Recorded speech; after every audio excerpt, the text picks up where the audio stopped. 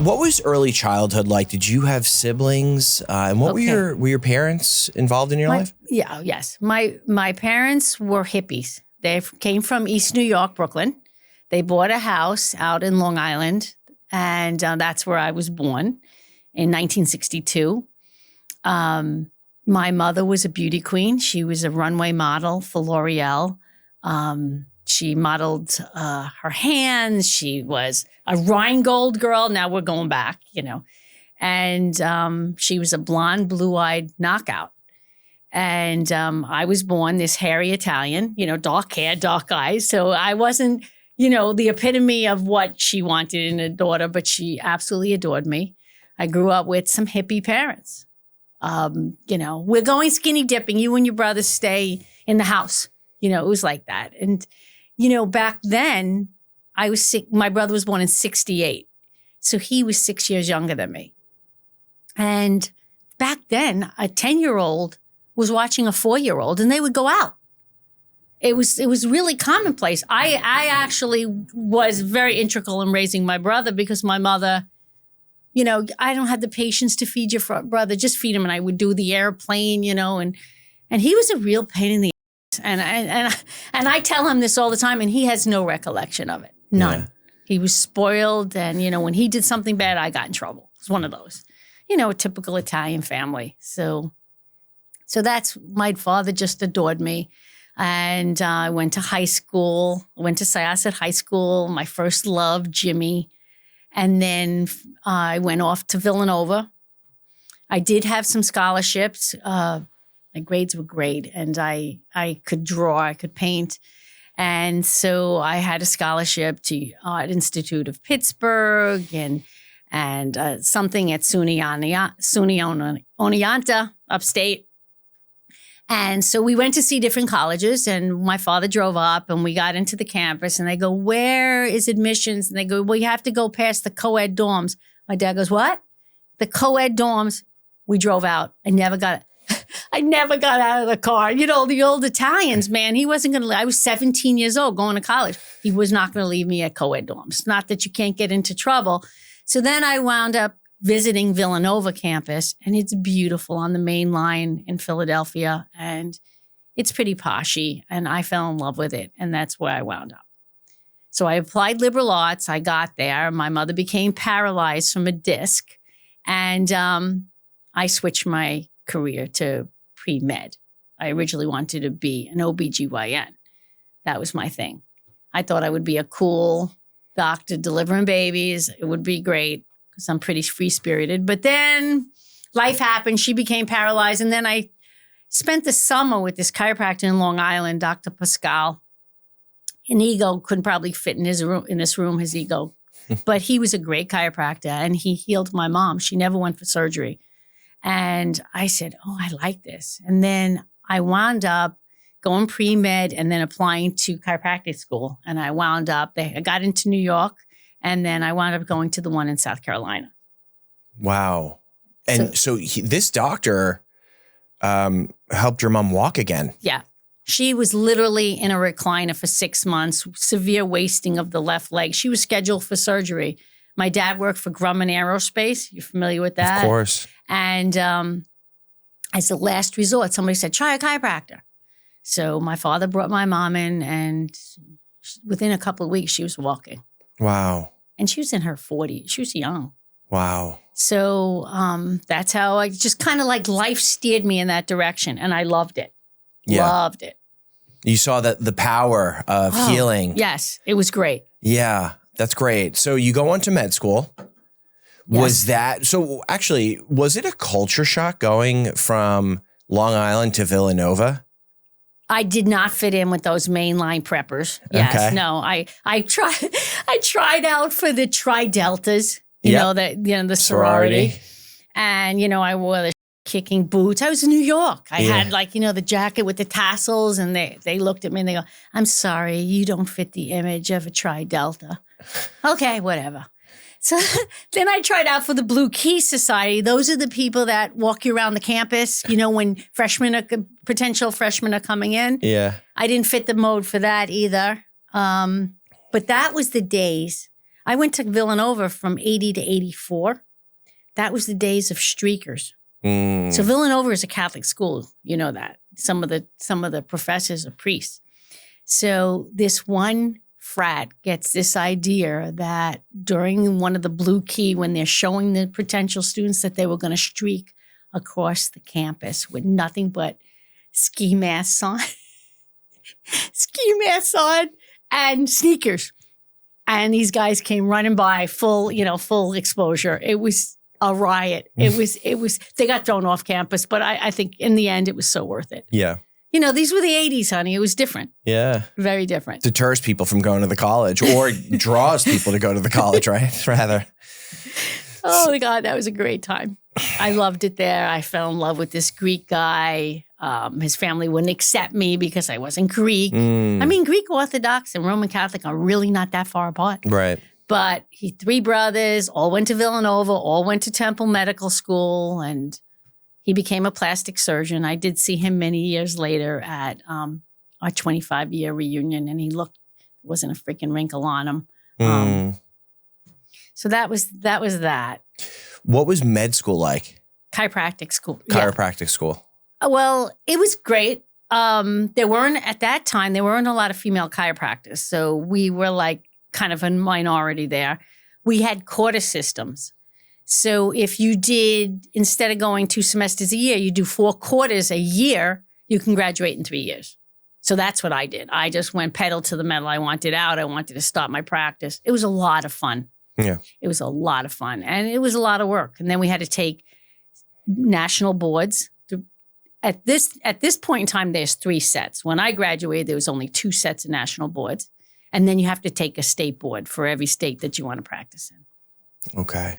Not easy. A lot of time, a lot of coffee, a lot of late nights, a lot of cards. We used to make those cards that you know what I'm talking about. And we would get together and we would just gruel each other with the anatomy, and we worked on cadaver labs. It was so much fun. That was really good. There were about maybe 6 cadavers in the lab, and you're assigned like a group of 5 to a cadaver, and you name them because you don't know their real names. They have to protect, So we named ours McDonald's, Miss McDonald's, because I think the woman ate McDonald's every day of her life. She was so obese, and she was the worst cadaver because you couldn't find her heart. You had to go through 5 inches of adipose tissue, and then you have to save it, and then you have to deal with the smell. So, we always had Vicks Vapor Rub. So we wound up joining with another group on the Green Machine. He was a John Doe that was found, probably a street guy, definitely cirrhosis of the liver, but he was thin. He didn't smell that good either, but he was easy to find everything. So we worked on him. And then I graduated. I was like, they have this thing called Lyceum where every year the doctors get together, and I was always the MC. I always spoke publicly, I was really involved actively in the school. And one of the female chiropractors was graduating, and she handed down her entire patient load to me. So I went into the clinic, because you have to do clinic, you have to work on each other and you have to work on patients. And I wound up, Mr. Barnhill, he had 12 employees, and he was an avid believer in chiropractic. So he would come in, all his staff would come in, and I became clinic doctor of the month because basically I had all these patients. So it was great. My name, it was really exciting when you get the jacket, with your name, Dr. Linda Varisco, it was great. So then I graduate. My mom on graduation bought me a timeshare to Cancun because she said to me, "You'll never go on vacation. You're a workaholic." So she buys me this timeshare. I was dating some guy named Joey, and Staten Island or something. And it wasn't going anywhere. I was moving to Florida. So I said to my mom, I go, "Ma, this time you come with me. We'll have a blast." So she's already separated from my dad. So we go together, and we're the first day, and we're sitting there by the beach, and I was kind of bitching about men, and she said, "Go take a walk on the beach, Linda, and clear your mind, because we're going to have a great time." Okay. So she's 26 years old. I take a walk on the beach with my beautiful red and black bikini, and long time ago, And there were a bunch of people catcalling me, as you know, like whistling, right? So these older gentlemen were standing by the water, just talking, and I said, God, I don't get this kind of response in New York, you know? So I kept walking. On the way back, they woke this one guy who turned out to be my future father-in-law. His son had arrived. He was a chiropractor. He had arrived from California on the red eye the night before. So on my way back down the beach, he had woken up his son. So this guy named Joseph comes running up to me and says, hi, you know, and I'm like, hi, I'm Joseph. Nice to meet you. What do you do? I said, I'm a chiropractor. He laughs. I go, you don't like chiropractic? He goes, I'm laughing because I'm one. And now, of course, I don't believe him. Okay, what's the triad of multiple sclerosis? What would you do with this? And I proceeded to ask him a million questions. With this, he goes, stop. I took the Irene Gold board review. Now, unless you were a chiropractor, you wouldn't know that, you know? So I was like, oh, because I'm Joseph. Okay, so he walks me down the beach and I look at him and we're talking. I bring him back to the hotel where my mother and I are staying. He goes, let me go buy you ladies a drink. So he goes and gets us some pina coladas. I look at my mother. I go, that's your future son-in-law. And she looks at me. She goes, how many drinks did you have? I go, I didn't have any drinks. That's him. I recognize him. What do you mean you recognize? I know him. This is the man for me. So with this, she thinks I'm crazy. That night, they invite us to dinner. We, go out to dinner. Now, he was there, an Italian family. So he was there with like 20 people. So they said, oh, we only get together at weddings and funerals. Let's do this big trip to Cancun. So I had to go out with like 20 people. So I'm meeting his uncles, his aunts. It was crazy. Him and I sat, we talked till like after dinner, we talked till 2:00 in the morning. And it was just like, what's the chances of meeting another Italian chiropractor on the beach in Cancun? It was just kind of weird. It was fate. We had this long distance thing. And finally, he calls me up one day. This is really before cell phones. So it was like he had his $900 Pacific Bell the first year, the first month that we had met. And he goes, there's a ticket waiting for you Thursday night to come out to LA. So I flew to LA and I hated it. It didn't feel right to me. It didn't feel like home. So, he's expecting that I'm going to fall in love with LA. He's already got a house and that I'm going to, we're going to live happily ever after. Well, that didn't happen. So he puts me back on the plane. I basically said, look, this is just not for me. So then he starts coming to Florida. And he was visiting in Florida and we had this whirlwind romance. So we met in June of 87. By June of 88, he had moved, picked up, sold everything and moved to Florida. And we started this career. Now he had to take the boards. So he took the Florida boards and he became licensed here and we started a practice together. And I can probably talk to you for about 12 hours about the stuff that we saw in 30 years. I mean, funny stuff that patients do and say, and it was crazy. Yeah. So you guys start this practice together. Right. We were like the Kent and Barbie of chiropractic, right? In South Florida. In South Florida, right. Where did you start it? Was this when you were in Coral Springs or Hollandale? No, the practice was originally in Tamarack. Okay. In between. Yeah, I only lived in Hollandale. Then my parents, they divorced. They wanted to sell that thing on 3 islands. So then I wound up moving to an apartment. And then when he came down, we wound up buying a house in Coral Springs. Yeah. Okay. And then, so you guys start this practice? Right. We built up I was already kind of establishing myself and we built up this fabulous practice. Then he wants to bring a medical doctor in, like an MD-DC practice. So you can do Medicare with MD-DC. So the MD writes up the scripts, and that was going. And then one year, then kids came, and the big marriage and the big wedding. We had a wedding that people still talk about. It was one of those, like, my parents were divorced. So I want an ice carving with floating Stoli shots. You know the whole thing. So the cocktail hour was probably better than most people's wedding. There was no expenses spared because whatever my father didn't want to go for, my mother did. And like people left with bagels and the New York paper for the Sunday time, the New York. It was just an unbelievable experience. It was so much fun. Okay, so you guys get married. How many people were at your wedding? Just under 200. Oh, nice. The wedding party was big too. That's great. So he has a lot of close friends and I had a lot of close friends. So what we did was he picked his father to be his best man and I picked my mother to be my maid of honor. Mm-hmm. And that was so much fun. It was so much fun. Mm-hmm.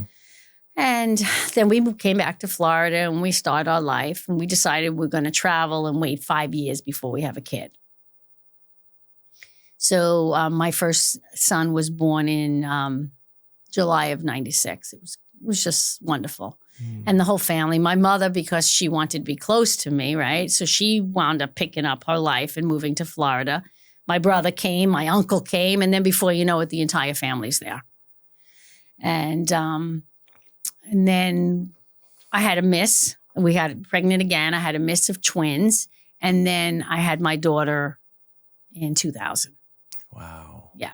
Great times. That's amazing. So you have your family. Right. It was like I was living a dream. I was in Camelot. Life. It was in Camelot. I was so happy. The clinic was doing great. I had 2 beautiful children. I had my Italian mother who helped me. So when I worked, her house was close to the office. So, I was breastfeeding. So I would, pump and then the extra milk and then I'd run at lunchtime, feed the baby, pump the rest. It was like, typical working mother kind of thing. It was great because if you can't take care of your baby, your mother's the next best thing. Right.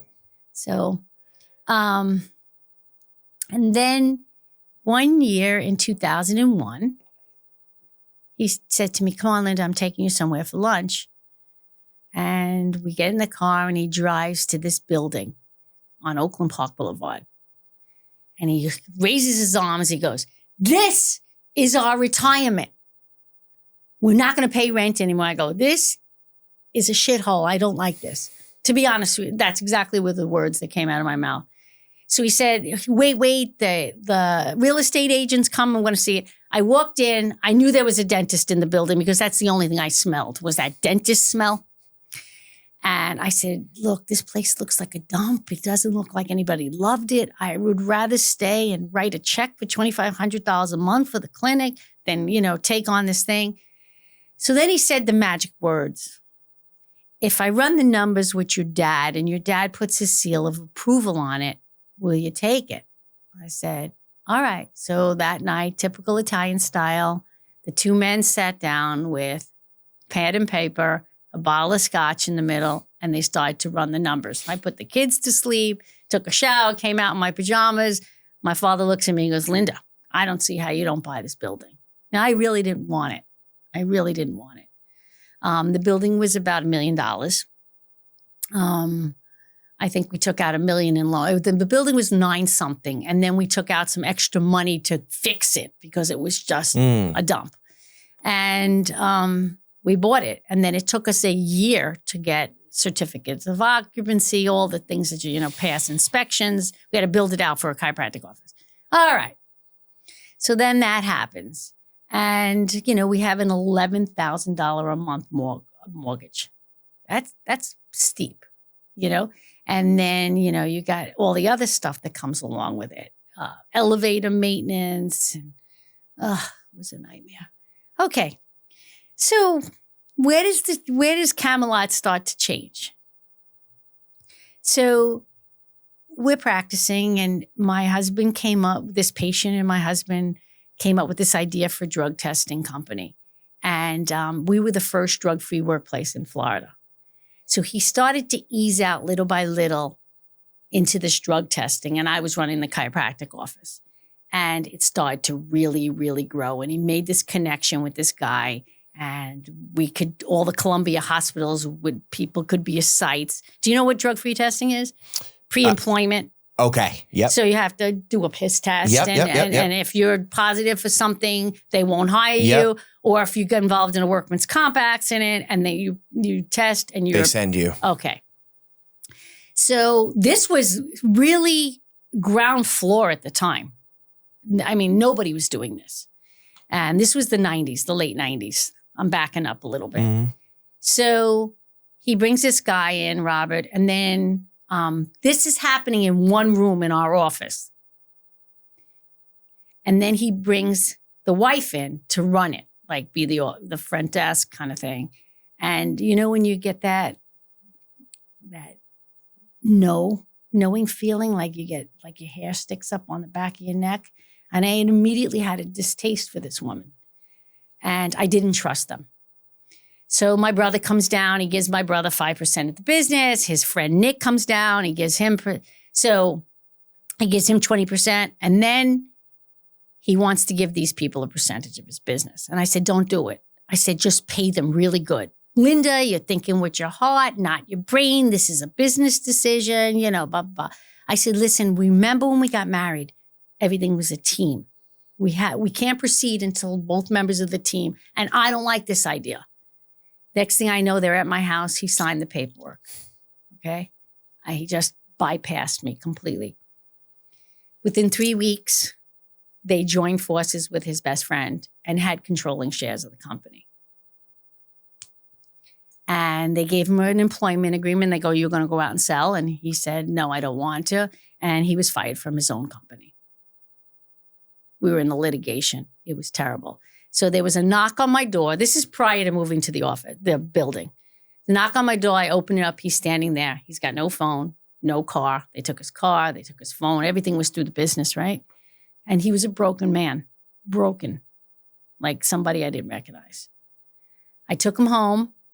He stayed in our dark bedroom. He wouldn't let me open the shades for, like 10 days. I was feeding him. I think he had a nervous breakdown because it was like he was always on this pedestal in my eyes, like, oh, Dr. Joe is, And then all of a sudden, I kicked out the pedestal. And now he's face to face with me. And I was pissed because now my whole life was messed up. We had to get an attorney. I was pregnant for my daughter at the time. It was a nightmare. They pulled me into a deposition. They labeled him when he was working the piss king because they were always collecting urines, right? So I'm in a deposition and these people said to me, oh, do you engage with your husband peeing on you? And it was crazy. It was so crazy. I literally lunged across the table. These people were afraid of me because Joseph at that point, he was broken. They were fighting me. So that was the start. We were involved in it. We settled out. We spent $185,000. We spent $85,000 in attorney costs to get $185 back or something like that. But they got the business.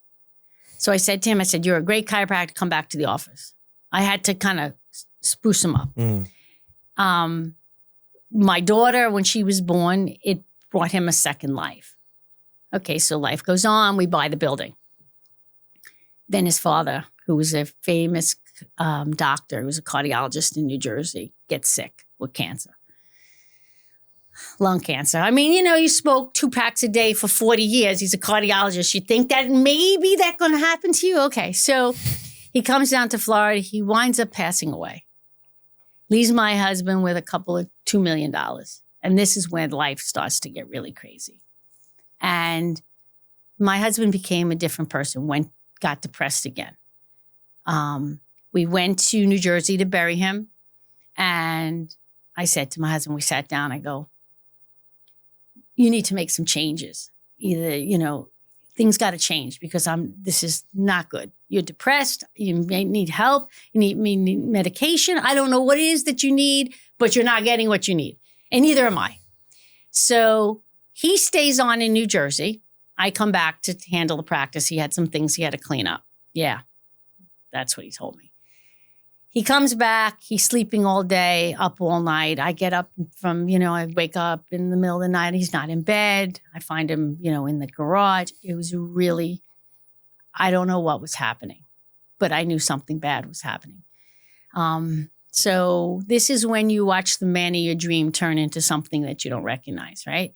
So then one day he's sleeping. Now we still had the condo where his dad was living, and I knew something was going on there. So I don't know which key it is to the condo. So I go grab his keys and I go to Home Depot and I make copies of every key that I didn't recognize. And then I decide to go into that condo and see what I find. And I started rummaging through the paperwork, and I came up with a little bag with 2 ball bearings on it. I knew something was up. It had a little money sign, so I knew it was something, but I didn't know what it was. I put it in my pocketbook. I bring it to the office. Big Daddy, my massage therapist of 20-something years, I go, what is this? He goes, Dr. Linda, where'd you get this? I go, what is it? He goes, it's crack. I go, no, come on. It looked like pieces of metal. He goes, they're crack rocks. So then I go to the apartment, the condo where his dad was living, and I thought I walked into a crack house. It was dirty. There were broken crack pipes. I don't know what happened to my life. And so one day I'm coming home and I pulled into the driveway. I have a trainer, and instead of working out in the morning, I worked out after work. And I come home and it's like 7:30. He goes, where were you? I go, we had 2 small kids standing there in the garage. I said, I went to the gym. I told you I was going. He goes, I have a meeting. Look at my 20 to 8, where you have a meeting? Linda, just leave me alone. And he leaves. So I'm trying, I know something's up now. What do I do? So I watch my kids. I bathe them. I read them the 50 books to get them to sleep. I take a shower. I put my little loungy pajamas on. I'm laying in bed. It's like 10 o'clock.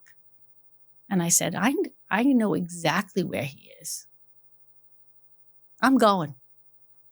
So I get in my car like it was like on automatic. I was possessed. My kids were sleeping. I left my kids sleeping alone. They were really sleeping.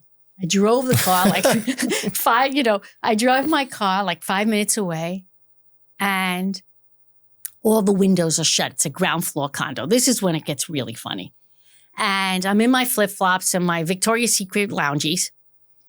And I go around the back. All the master bedroom is there. The windows are shut.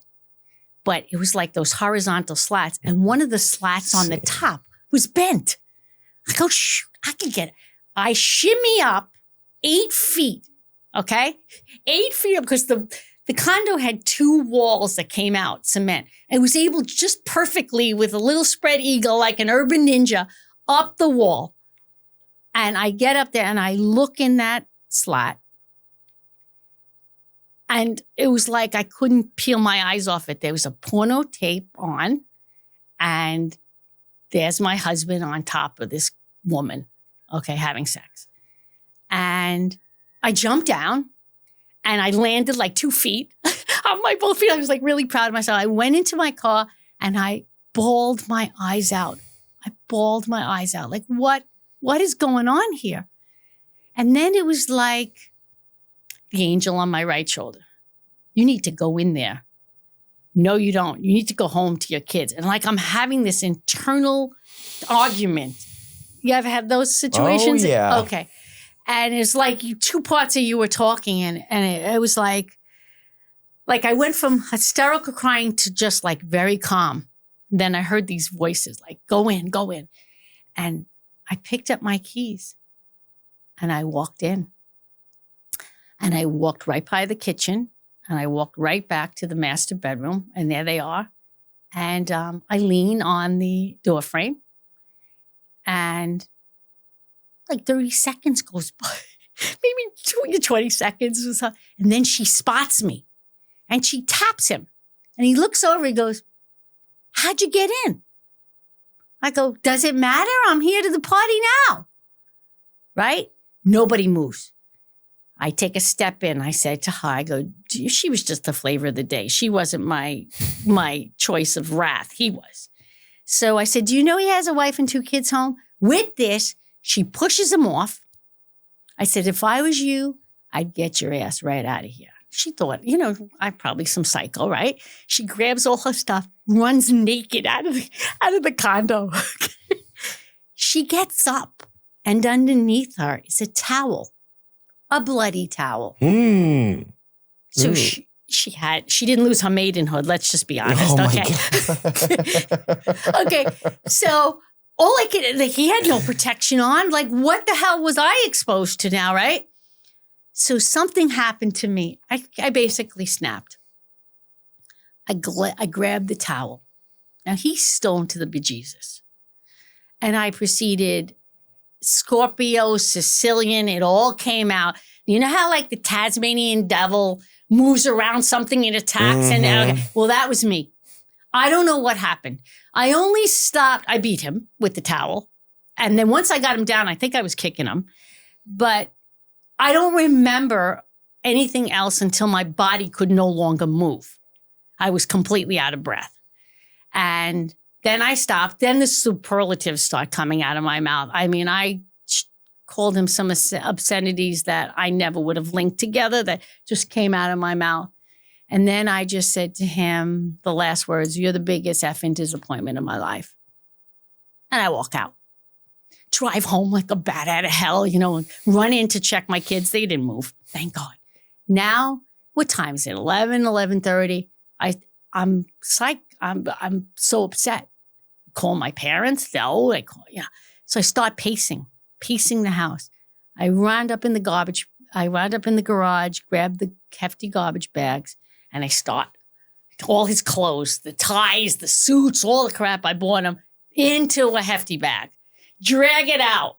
3 hefty bags. Emptied all his drawers. I was crazed. I finally think I fell asleep at like 4 a.m. And of course, my daughter's jumping on me. It's summertime. It's June. So I bring him into the kitchen, and he comes in through the garage door, and he says to me, "What? You didn't make me coffee?" Let me just pause at that moment. I wanted he's lucky I'm who I am. So my kids were sitting right there, so I couldn't say anything, right? Mm-hmm. What year is it at this point? This was 2006. Okay. 2006. Okay. So my daughter was 6 years old. My son was 10. Okay. So your kids, hey, daddy. Yeah, okay, yeah, they don't know. Yep. So they run into their bedroom to play. It's, the summertime, and I got really close to his face with my finger, and I go, "I will never make you another cup of coffee as long as I live. Okay? You got it?" I said, "Your shit's in the garage. Go grab it." Okay. And he leaves. He just leaves. So now he's free. I kicked him out of the house. He's free to do whatever he wants all damn day. I don't want him back in the office. Do you want people like that adjusting your neck? I don't think so. So he comes a couple of times. He really kind of disappears off the face of the earth. He comes one time in through the garage door before I changed all the, the codes and stuff. And he comes in, and he looks like he looked like he belonged under a bridge. It's really sad. And I stopped him and I said, "Joseph, if any part of the man that I loved can hear me right now, do not let your kids see you like that." And that specific day, he actually walked out, turned around and walked out. And then time goes on, and he comes back, and sometimes he's very arrogant, and he plows through me and this and that. And then this faithful day in February where it's a Saturday, my son comes running into the kitchen all dressed up. I go, "Where you going?" He goes, "Oh, Daddy's taking me to the extreme go-karting." I go, "Daddy didn't tell me that." He goes, "Yeah, no." I go, "What time is he getting you?" 10:30. 10:30 comes and goes. He doesn't show. I'm like, "Oh, God, thank you. I'll take him." 11:15, 11 o'clock, he shows up. He honks the car. My son goes running out. He's in the front seat of his car. I pull down the glasses. His eyes are bloodshot. I said, "When was the last time you slept?" Let me take you guys. You want to take him? That's fine. We'll all go. Leave me. He starts raising his voice with me. The kids are standing there. Just give me my effing son and let me go. And he pulled out of the driveway, and I could feel like my stomach was just beside myself. I didn't stop it. And then, that was 11, 12, 1 o'clock, I start calling, 1:30, 2 o'clock. I decide I'm going to grab my pocketbook and go. 2:15, my phone rings. It's the police. There was an accident. My son was 10 and he was 90 pounds. He was in the front seat. He hit a pole and he went unconscious and the car was on like smoking. And my son, he says that, well, I don't know till later, but they had them at the hospital. They had him at Broward General. I go to Broward General, my whole family, like my father's like, swear to me right now that you're not going to attack your husband because I would beat him. And turns out I never saw him. I found my son. Okay, Joseph, you all right? Yeah, we're going to I can't really walk, Mommy. I go, what? I can't really walk. So I go, tell me what happened. And he tells me this lady in blonde hair with a rainbow dress came, took him out of the car and told him that she was going to send help.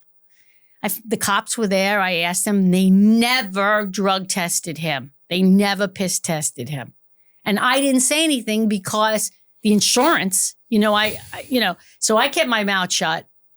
And the cops said there was no one there. We were just doing our rounds and we drove by and we found him and your husband and your son. So they admit my son because they want to do some tests because he's so weak. And he's there for like 3-4 days, not holding anything down. I was round the clock with him. And if I went to work, somebody in my family was there. My father, his wife, my mother, her husband, they're all like, he was never left alone. My girlfriend, Adrian, she actually went there one day and he's there for 3 days, projectile vomiting. And she goes, Linda, they just came and they shoved some tubes into his nose, into his stomach to suck out his contents in there. And she says he's despondent. He's just sitting there. His tears are running down his face. He's not talking. I was at the office. I dropped my pocketbook. I mean, this is like a mother's worst nightmare, right? I'm trying to handle being a single mom. I'm running the practice. I picked up my pocketbook and I said to my staff, I go, you have to handle this. Get people massages, do the stim, whatever. I got to go. And I walked. I drove like a maniac to Broward General. I found my son. Now, half of the nurses at Broward General were my patients. So that was a good thing. So I go to the nurse's desk and I'm like, Terry, where's his doctor? I want her now. So they page her. She comes in and I go, look, 3 days you had him here. He can't hold anything down. Obviously, you got to do some more testing. There's something very wrong here with this child. I'm good. I was just coming up. I was psycho. I was really psycho. And she says, we're going to do a CAT scan on him right now. So this poor little boy, right? They bring him down. They do a CAT scan. Well, turns out the seatbelt involuted his small intestine. So he had a blockage. They didn't know at the time. They just know that it was a blockage. They didn't know if they had to resection his intestine or what. So the next thing I know, they're putting him in for surgery. Okay. My medical doctor that was working with us at the time, he comes there and he was like the eyes and ears for my husband. And he says, I have to keep your husband abreast. I go, really? You got to keep him abreast? I said, why don't you get the hell out of here? I mean, it was probably one of the darkest times in my life, but it gets darker though. But it was my first darkest moment. And the kid came out of surgery, thank God. And they said, now we just need him to poop. We need the things to run through that we know. So I slept there with him that night and the next morning I look at him and he's just despondent. I go into the bathroom. They tried to put another kid in the room, but I wasn't having it. I mean, the kid comes out of surgery and you bring a kid with 103 temperature with pneumonia in with him. So that happened. I made sure that didn't happen. And I'm in there brushing my teeth and I hear my son say, Daddy, don't worry, she doesn't have a gun. Like I'm some psycho, right?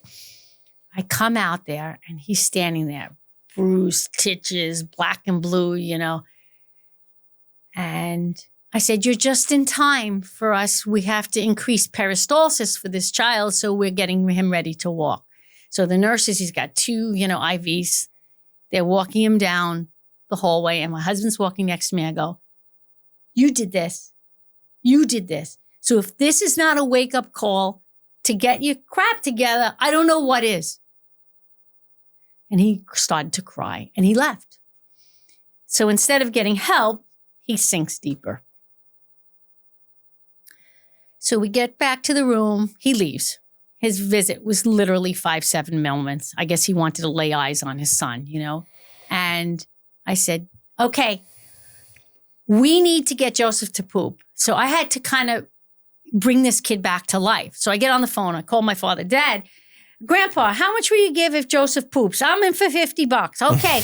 And what about Aunt Pat? Oh, she'll give him another $50. Okay. I start calling my mother. Everybody. So I had 350 or, I was calling my staff. I'll give him $10, Yeah. So I go, okay, babe, $357. You need to poop. So sure enough, a few hours later, he got that look in his eye and he tried to get to the bathroom and he pooped. And I never was so happy to see him poop. Okay. So after this enlightening experience, my son was okay. He lost, 2 weeks of school and it got through the school that he couldn't walk. And so when I brought him to school that one day, all the kids were playing on the field and they saw my car and they started running, Joseph, as my son's name is. Oh my God. The teachers were crying. I was beside myself. And he basically lasted 3-4 hours. He was still too weak. So I went to the office. My dad wound up picking him up and bringing him back to his house. Okay. So then after this ordeal, I said, I need to go for a divorce because there's no way that I can protect my children from this. So we filed for the divorce, waiting for him to come in front of the judge. All of a sudden he comes, he shows up, he's got a black eye, he's all disheveled. And the judge says, you're going to disillusionment. She said, okay, go to a mediator and see if you can mediate this. And then we're leaving and my attorney's there. He was by himself.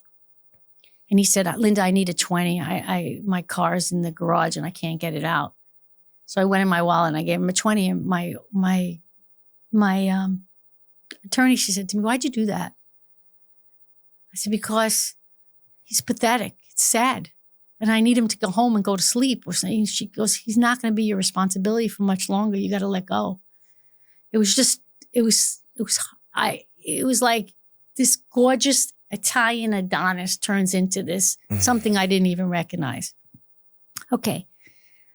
We show up to the mediator's office.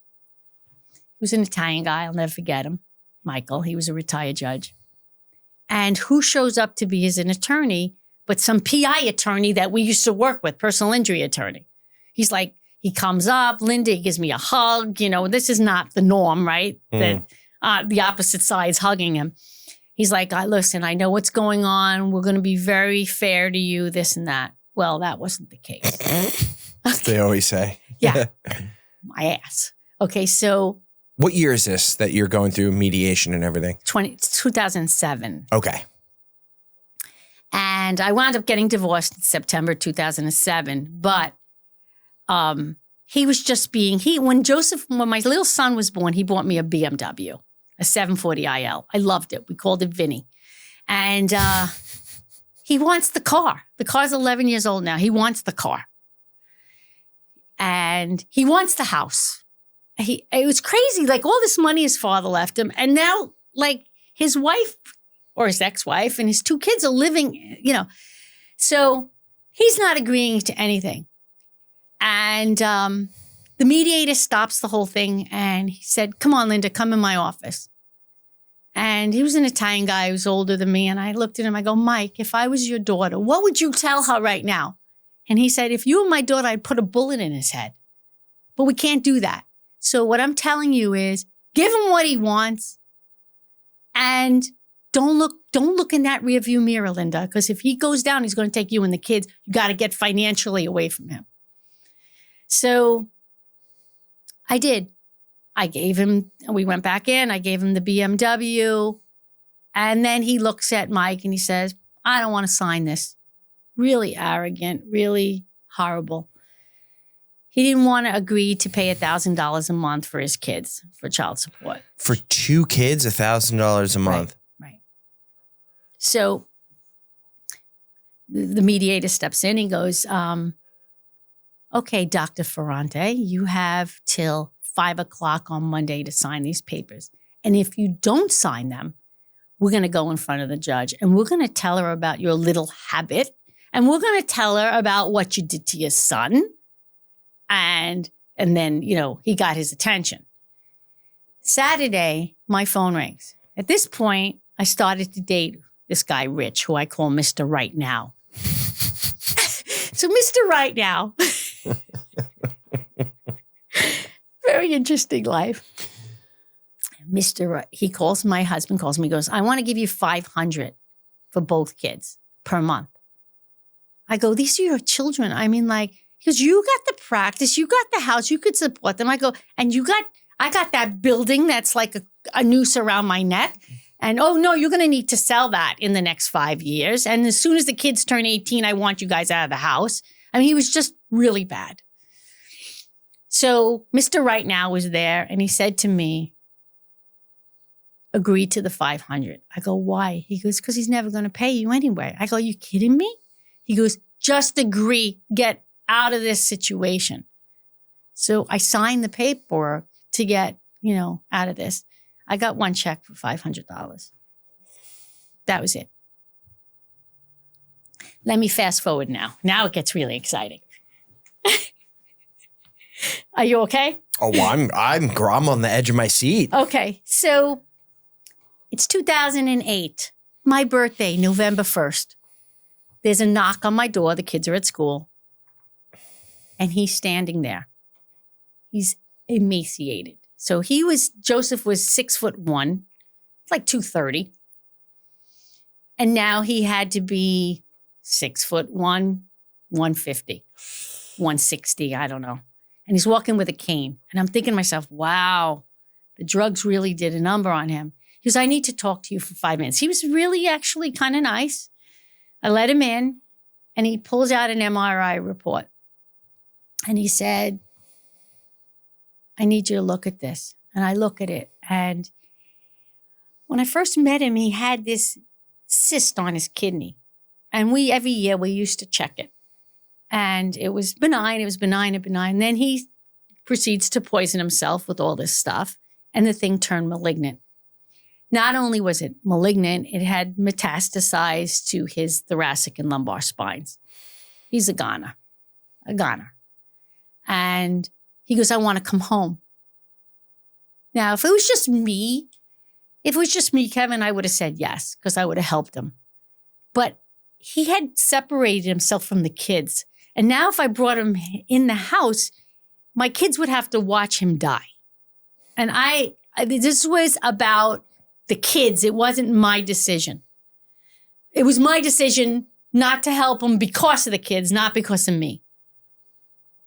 So I turned him down. And I said to him, I will help you in any way I can. I was already divorced. So about 2 weeks later, he calls me up and he says, he drove by the building where the staff was. He goes, I want to kind of say goodbye to my staff. So I says, okay, let me send everybody down. And everybody except Big Daddy, my massage therapist, he wouldn't go down. I go, are you afraid? He goes, no, I kind of want to remember him the way I want to remember him.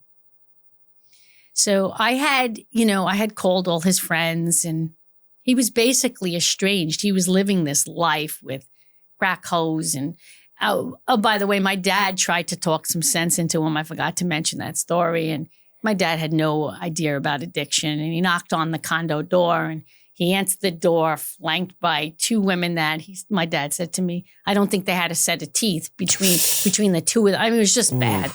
It just really bad. So he checks himself into Coral Springs Hospital, and I get a call from a social worker. She said, I'd like to talk to you. And I said, okay. And she said, he needs a healthcare surrogate. He needs somebody to make medical decisions. You're going to need to do that. You're going to, DNR, wills, all this stuff.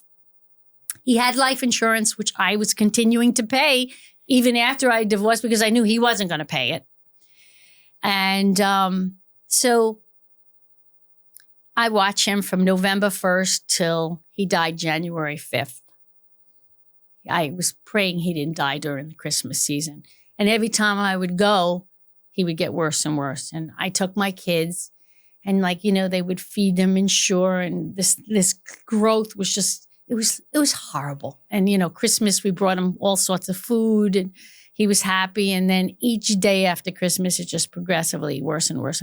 And then one day he spilled some Ensure and I went to try to clean it up. And it was one of those moments in life. My daughter, who was 8, she started to go, Mommy, do something, Mommy. And at that point, it was like the whole room went quiet. And I said, she can't handle this. I could barely handle it. Never mind an 8-year-old. And that was the day that I decided that they weren't going to go back. I wasn't going to take them in. So I started going 3 times a day.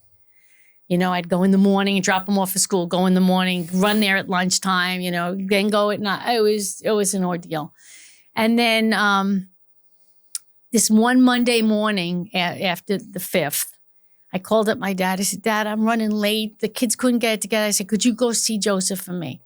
They had him propped up because the tumor was just, it looked like a pregnant thing coming out of his left kidney. And his arms were like this. And he was so amazing. He died at 130 pounds.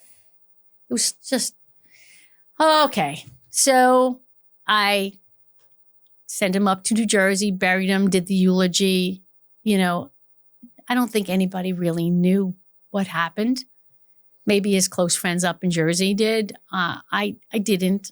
I went there. I brought my son. I left my daughter. She was too young. I made the judgment call. Mm-hmm. And I went up there. I buried him. My girlfriends all came in.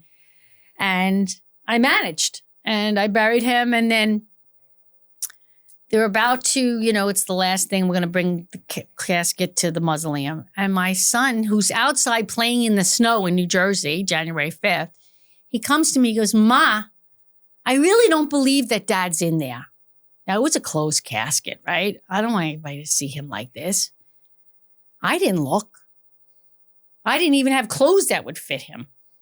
And my son goes to me, you're going to need to open that up. And I need to see Daddy. It was like getting punched in the stomach. I go, okay, honey, hold on a sec. I bring my girlfriends in the bed. I go, what would you do? You need to open it up. You need to do what's in your heart. You don't want him throwing it out. As a parent, you don't know what to do. The whole thing was surreal to me anyway. So I said, okay, fine. I'm going to open it up. So everybody was out in there and they opened up the casket because this kid hadn't cried. I remember the day that I had to tell them that he died, that Monday. I fast forwarded too fast. I got the call at the office. I wasn't even there when he passed away. My staff was in the room with doing a treatment on somebody, and there was a knock on my door, and I opened it, and my entire staff is standing there with the phone. Coral Springs Hospital is on the phone. I didn't need to get on the phone. I already knew, They bring me back to my office.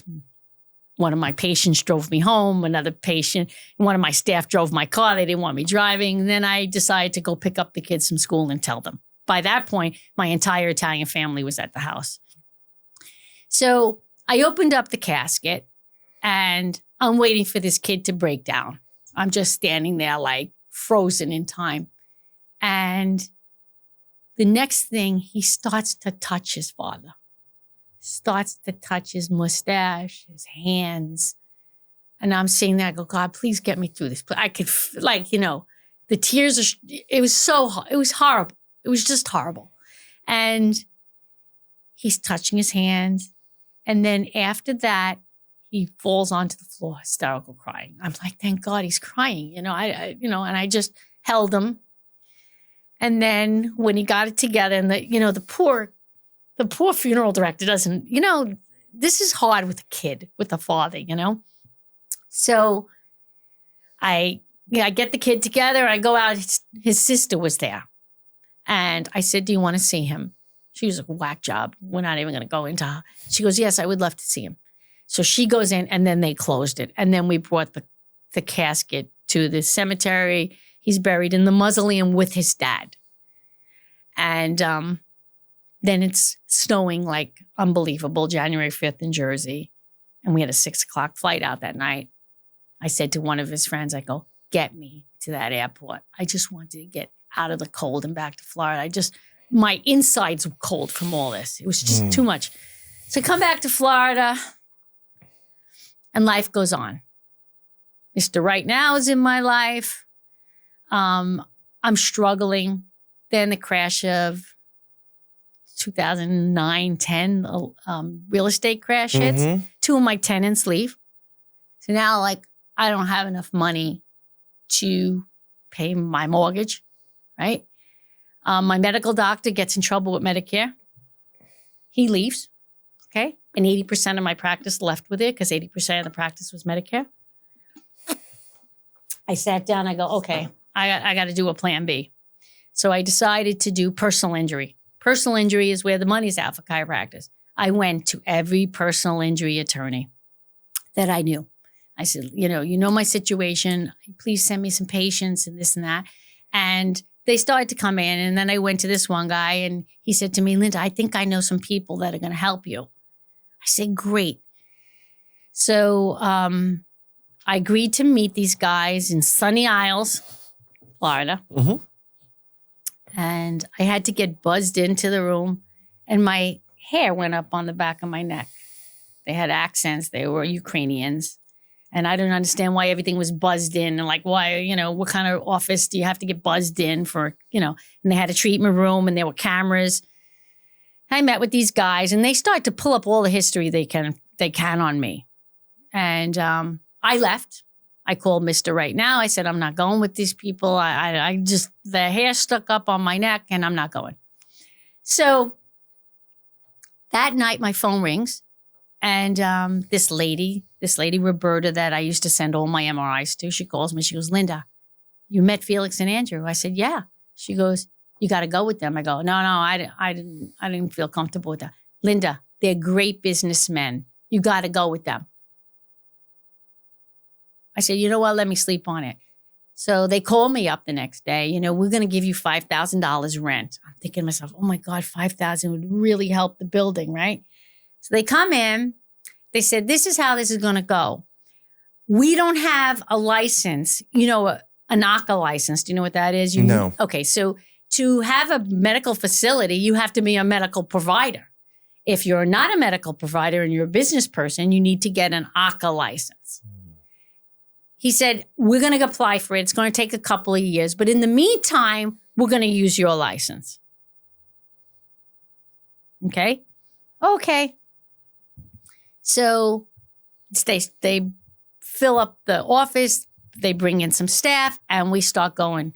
And I said, how are you getting 5 new car accident cases a day? I was trying to keep up with my practice and seeing their patients, right?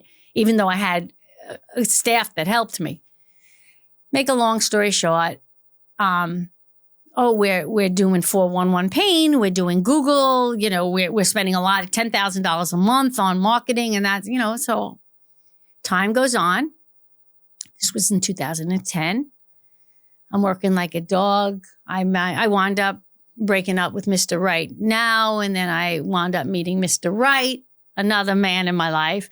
And 2015 May, my son was in college. He was home for college. He was a sophomore. I was so excited to get to have my kid for the summer, I go to the office, and I'm talking to Big Daddy. Now, the building was on stilts, so you could park underneath, and there was a back parking lot. So we're in the back of the office, and I see 10 black SUVs pull up. I go, what the hell, Big Daddy? He goes, I don't know. All of a sudden, it was like somebody flicked a switch. Every door opened at the same time. IRS, FBI, state police, Sunny Isles police. It was come running, like 20 of them with bulletproof vests running into the building. I go, Big Dad, someone's getting busted. Well, where do you think they went? Right into my office. There were about 10 patients there. They sequester me into my private office. She makes me sit down. I went to go grab my water and behind the desk, and she's like, you need to sit. I go, you need to stop talking to me like that. Like then some guy comes in and he's got gloves on. He's going through my makeup case, like my whole pocketbook. I go, what do you think you're going to find in there? A tampon with a razor blade? I mean, like, it was crazy. And all the patients, they took down all the patients' information, and then they escorted them out. And then the next thing I know, the head honcho FBI agent comes in, introduces himself to me, and he goes, who owns the clinic? I go, I own the clinic. He goes, who owns the clinic? I go, I own the clinic. He goes, you need to go. He says, we are going to confiscate all your files, all your computers. And he hands me my keys and my license. And he says, come back at 7:00 at night. I didn't know what to do. I took my phone, everything. So now I'm in the middle of a criminal, case. Me. So I had to hire a criminal attorney. I had to cooperate with the government. It was a hell for 3 years. 3 years. I was like a deer in the headlight. Didn't sleep. I went back to the office. I had no computers. I didn't have, everything was all in a computer, scheduling and this and that. So I just came back with my staff. The attorney advised me to get rid of every PI case I had and final out the ones that were mine and theirs, refer back to their attorneys. And, patients would come in. I go, it's a new year. We're going to start a new file. What was I going to do? I had no patient files. We had to get insurance cards, all this information. And life went on. And for 3 years, so about 2 months goes by. And then I get a call from Bruce, my attorney. He used to be a federal prosecutor in Miami. And now he was a defense. And he says to me, you got to come in and we got to talk to everybody. And I said, okay. He says, okay, tomorrow morning at 9:00, meet me at my office. I'm on the 14th floor. They're on the 7th floor. The 7th floor is the FBI office in downtown Fort Lauderdale. So I go in and he said to me, the only thing I could tell you is you need to get naked. I go, what? You think that'll help? He goes, not that way, Linda. I'm talking about everything that you tell them. He says, and I'm going to warn you, the prosecutors, there's a good guy and then there's a bad guy. One will be nice. The other one will come at you. And, so I walk in a suit. I walk in and there's 12 people around this gigantic, conference table. Federal prosecutors, FBI, IRS, Sunny Isles.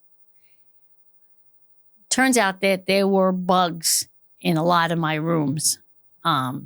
In the office, as well as the phone was bugged. And they had brought a Russian girl in to watch the front desk and meet with the new patients and this and that. And I remember having a conversation with her. She used to smoke. So we used to go out on the terrace, on the fire escape in the building. And she would be smoking. I go, I don't like this patient. I don't think she's legitimately hurt, this and that. So they got me. And then when I heard that tape, it was only her and I on the balcony. And then I started to put 2 and 2 together. She was wearing a wire. How did they get into my office and plant the bugs? She let them in. So I think, and I will never know this till the day I die, I think that she got in trouble for something. I think she was using drugs because I said to her bosses one day, I don't know, she's acting really crazy. She's sleeping at the front desk. She's psycho. And I think that she got in trouble and she gave up them. And I went down in the midst of all of this. because they were practicing under your license. Now, what did they get in trouble for? Yes, they're practicing under your license. That's illegal. But FBI and all that for just practicing under someone else's license? Oh, honey. Once you put a claim in the mail, in the post office, it's federal now. It becomes a federal offense. So if they want you for a conspiracy charge, they will get it. So I had conspiracy to commit healthcare fraud, all sorts of stuff. And everybody had to get separate attorneys. So these two separate guys had to get different attorneys. And I wound up going, let me go back to this time. So I go in there and the mean prosecutor is in my face. New Yorker, didn't scare me. He's like, Linda, you're a nice Italian girl. I'm assuming you're from New York. I said, yeah, just like you, because he had this accent. And he goes, do you know that you were donating $10,000 a month to the shul? They had a separate account. I had a Wells Fargo account. They had a Bank of America. They were washing money through the shul. Do I know all this? No, I don't know all this. So they had a stamp of my signature and they went pretty crazy with it. So he said, no. I said, no, I wasn't donating money to the shul. And he says, we know that you don't own that clinic. And I said, okay. Because at that point, they thought that the whole clinic was a sham. It doesn't matter, Kev, that nothing was performed that wasn't billed. It was all there. But what they got him on is how were they getting the patients? Well, turns out they were paying people for cases. They had guys on the street. So I agreed to help them. And let me tell you, I walked into that room. I was scared. I didn't know what was going to happen. I was really scared. And they were very nice to me. And the prosecutor, that's the mean one, I actually really liked him better than the other prosecutor. And I agreed to work with the government, take a plea, and work with the government. So I worked Monday, Wednesday, Friday, and Tuesday and Thursday. I went downtown and do you know this person? Showing me pictures. Do you know this? No, I don't recognize this person. Do you know this? And tell me how the files work. Tell me and I spent a long time. Then now we're in 18.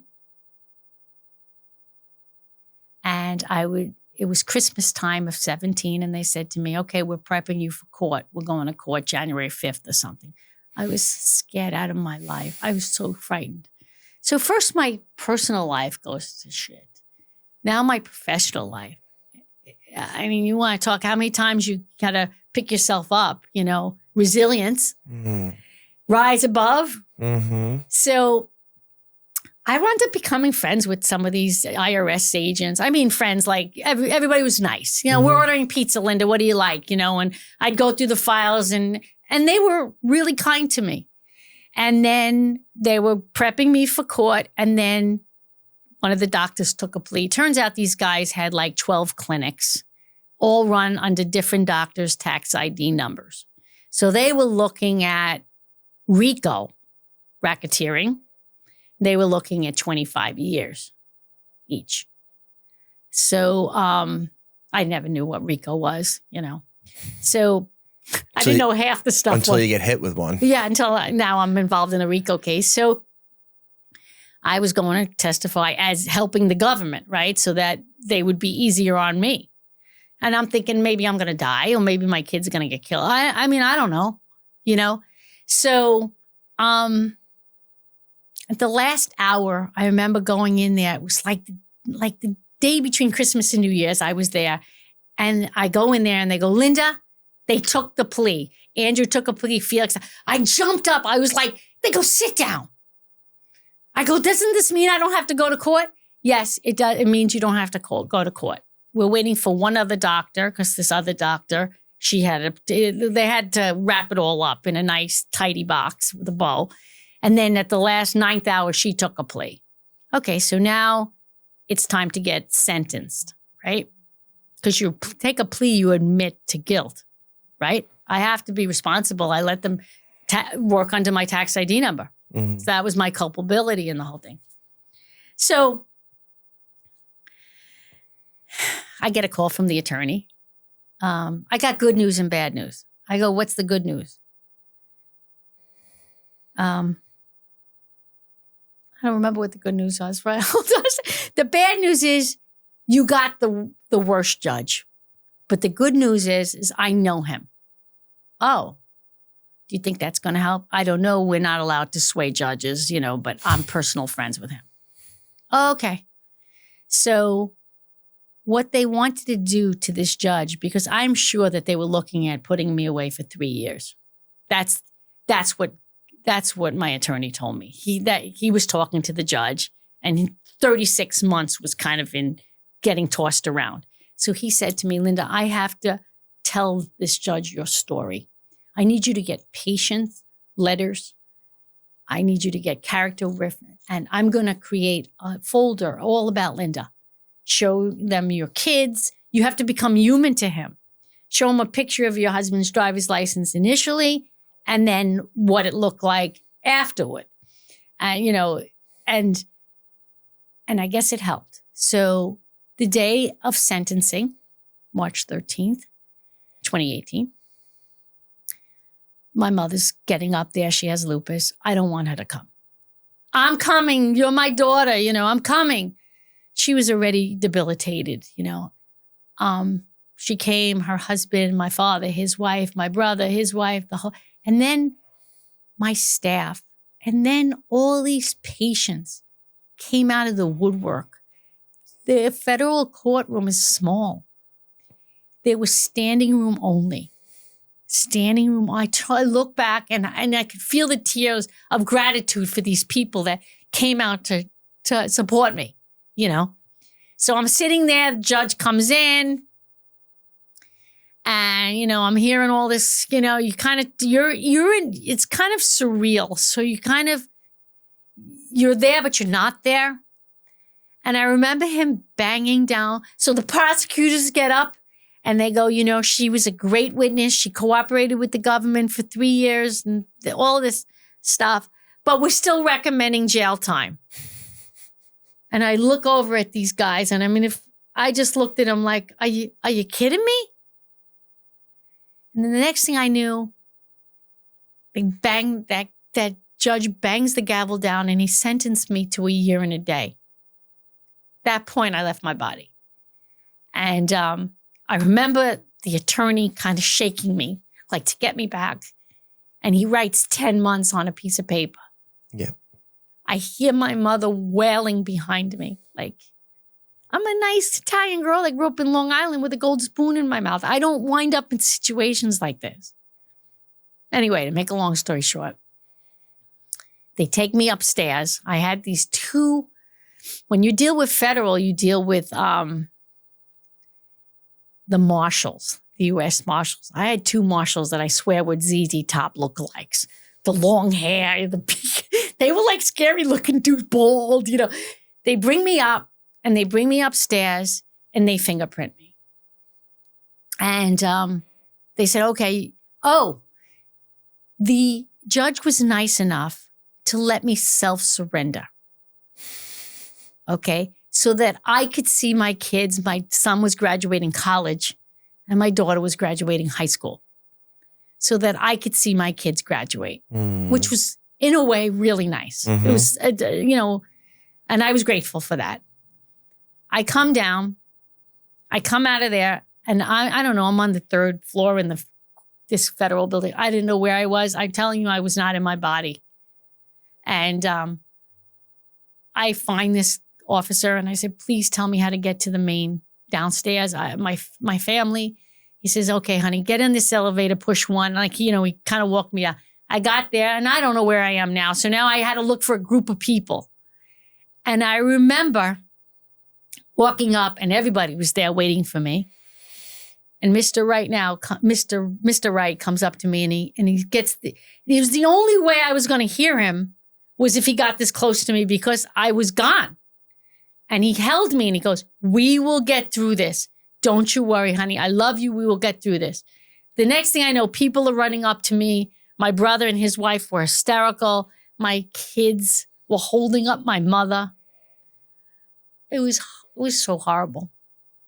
And that was it. Then the next thing I know, my best friend and my daughter shuffled me off, took me back to the house, got me my bathing suit. My friend has a condo on the beach. And the next thing I know, I'm at the beach. And they devised this, I'm sure, the two of them. And it's like, they're like, Ma, right now, you got to live in the now. I go, guys, I'm going to prison. Right now, Ma, you got to live right now. We're going to have fun today. So I'm sitting on the beach. They give me a drink. The next thing I know, my son comes up with Steve, the Mr. Right, and we all go out to dinner.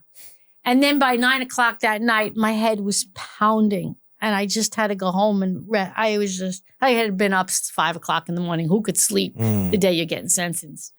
And then that's that. What was prison like? I went to federal prison. It's called Camp Fed, the lowest. Okay.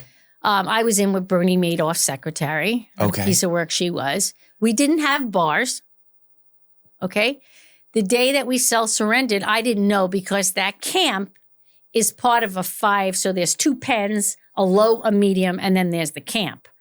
So when my daughter drove me up there, she goes, Ma, you stay in the car. So she goes and there's like this big camera and she's like, my mom's here to self-surrender. What's her name? Linda Varisco. Okay. She needs to be in by 12 o'clock. Okay. So she comes back to the car. It's like 11:20. She goes, let's go for coffee. I go, where? We're in the middle of cow country and like Ocala. I mean, where we go? I said, you know what? Let me just stay here and then go in. So that's what we did. And when I said goodbye to her, I said, listen, when I walk through that door, I'm not looking back. And because I won't be able to walk through. So they opened it and the prison guard says to me, how long you got? I said, a year and a day. And he goes, oh, that's like a long weekend around here. And then he says, we'll take good care of your mother. And I heard this gasp come from my door, like one of those cries from your gut, like, and they shut the doors. And I never looked back. And then comes the strip search. I was warned. The prosecutor, my attorney, had me talk to somebody who was there. She said to me, Linda, it's a working camp. Get a job. You're a professional. Get a job at the warden's office, the library, education. Well, all those jobs were filled when I got there. And I wasn't going to work kitchen. And I wasn't going to work housekeeping, which is the dorm. So let me tell you about it. There's 4 dorms, F1 through F4. When you first arrive, you don't have the clothes that everybody else is wearing. So the second you walk into the camp, everybody knows that you're like a newbie, right? And they take you to this place, the chapel, to Helping Hands is, so they give you a toothbrush, shampoo, basic stuff, because they put me in like some beige scrubs and boat shoes. They gave me a bra that was like a 38. I mean, like it didn't, So anyway, I decide I'm going to go work because it's a working camp. There was, it's called Unicor. And I learned, I became a row girl and I worked in a row driving, like accepting products in and then getting products to go out for shipments. I actually liked it in there. No heat, but it was like in the wintertime we froze and in the summertime it was unbearably hot. But the dorm is where all the problem starts. That's where all the drama amongst 500 women. When I first got there, the population was like 200, but then there was a hurricane that hit the Marietta. So they bust all these girls down in shackles. Through all this process, I was never once handcuffed, which to me is a blessing, And I got this job and I sat there and we had a microwave and I wrote my book. I said, I got to put this down on paper because nobody could believe that somebody could go through this. And I did 7 months in the camp. I will tell you a couple of funny stories. They have an expression there called gay for the stay and straight at the gate. So these women that get 20-year sentences, they get good time and then they move them to the camp. The camp is like, when the girls arrive at the camp, you think that they were coming to a cruise. They're so excited as they unbust them with the shackles. It's just crazy because they were in bars in jail. Mm-hmm. And now you're in an open space. We had a track, used to walk the track and turns out what the beautiful part of this whole thing was it's segregated. So you have the Spanish mamas, the black mamas, and then you have everything in between, and they don't intermingle. Everybody stays with their own clan. So I get to my bunk. I had a black bunkie who took me in open arms. And I was like, I was sitting there crying, tears. She goes, come on. And she grabbed my arm and she walked me around the track like 10 times. And she goes, you better get it out because you're stuck here with the rest of us.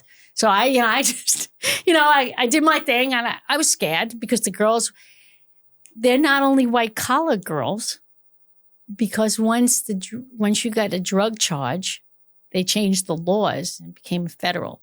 So if you get caught, you get 10-year minimum. Mm. So you got all these like mayors that are in there, attorneys, doctors, chiropractor, in with cartel girls. Mm. All the girls from Puerto Rico were all down in there. So the only thing that saved me was my hands. So I was in my row at work. I had the Spanish woman next to me in the next row over. She wouldn't talk to me. She wouldn't look at me. I just went about my business. I kept to myself until one day she couldn't move her neck.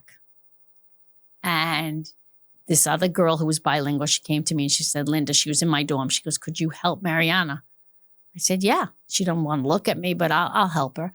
And I set up a mock chiropractic table back in the row because you're not allowed to touch each other in the camp. And I started adjusting.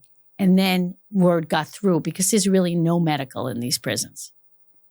And I helped girls with sciatica, migraine headaches, And this Spanish girl, I got her better. And she says to me, I pay you, like, what are you going to pay me? So she gives me cardboard to line my palate with. Like, that was like a big thing. So soon enough, I started seeing enough patients. I had the best bras, the best shoes, and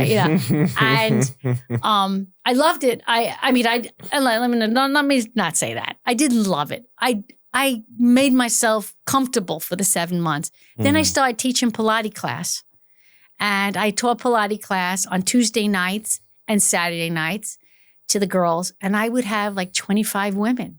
And I'm like, guys, shut your eyes. We're on a cruise right now. Sometimes we're outside. So look up. We're on a cruise ship, And I don't know. I just became like somebody to help a lot of women. And I left my place there. And then when I left, the day that Steve picked me up to bring me to the halfway house after 7 months, there's so much more stories I could tell you, but he brings me to the halfway house and the girls were lined up at Unicor. There had to be like 20 girls out there. As he's pulling me away in the car, they were all there waving. And I'm crying. And he's like, these are people that you really connect with because there is nothing else, And there was this girl, Alcy, in there that she had the same judge. He gave her 35 years. She was 27 years old, a life sentence as far as I'm concerned. She had the worst back pain. I worked on her. She became like that dorm they kept at 65 degrees because there was mold, every black mold all over the showers. And I got maybe 7 hot showers. We used to flush the toilets while somebody was showering. So we would get like a burst of warm, like it was crazy. We were free. I was freezing in there. So they created these bags, garbage bags, and we would take water and we would like make a hot, and she would put it in my bed every night for me because I would work on her for nothing. And she kept me, at nighttime, I had gloves on, I had a hat on, I had 6 blankets, even though if they caught you with that many blankets, it was so cold. It was 40 degrees outside and 60 degrees and the air conditioner's still popping on. So that's it. And then I went to the halfway house, was robbed by one. You don't even want to know. Do you want to give your book a shout? I do. Please, go ahead for the camera here. Okay, so I decided to write a book about my life. This book is about resilience. And when I brought it to a publisher, he's like, Linda, nobody reads 900 pages anymore. So he divided the book into 3-part series. And this is book 1 of the series. And it became a bestseller immediately. And it's written, I mean, men could read it, but it's a book written from one woman to another to like, yes, girls, we can make it. We can make it happen. And I go on TikTok every day because I have a famous pet squirrel. And I talk about the book and I play with my pet squirrel. And people think I'm crazy, but that's okay. What's your TikTok? My TikTok is The Life of Mr. Peaches. The Life of Mr. Peaches. Right. Who is my first squirrel rescue. I'm on my 8th squirrel now. Oh my God. I rescue them. I find them as orphans. Something happens to the mother and then I take them in and take care of them until they're ready to be set free again. And they all stay around my house. So that's how that started. And I started doing lives on the TikTok. And then I started to tell my story on TikTok. This book was written in 18, but I didn't publish it because I was embarrassed. You know? By the way, I lost my license. I could have gotten it back, but I would have had to go in front of the disciplinary board and pay a fine. And I chose after 30 years not to go back to that. Yeah. So I got a $5.7 million restitution and I don't even know how to pay. Who haven't got $5.7 million? I said to the feds, I go, you just took all my accounts. Where, if I got it, where is it? So I got the book at me. I did time. I got restitution of money I'll never be able to pay. I got probation for 3 years. 3 years I was on probation. When did you get off probation? I came out in January of 19. Then I spent 3 months in the halfway house. And then probation starts right after that. So 23. Yeah. I can't. Yeah. Cool. Well, Linda, thank you so much for coming on. Your story is amazing. It's going to help a lot of people. Congratulations on the book. Thank you. And I appreciate you coming on. Thank you.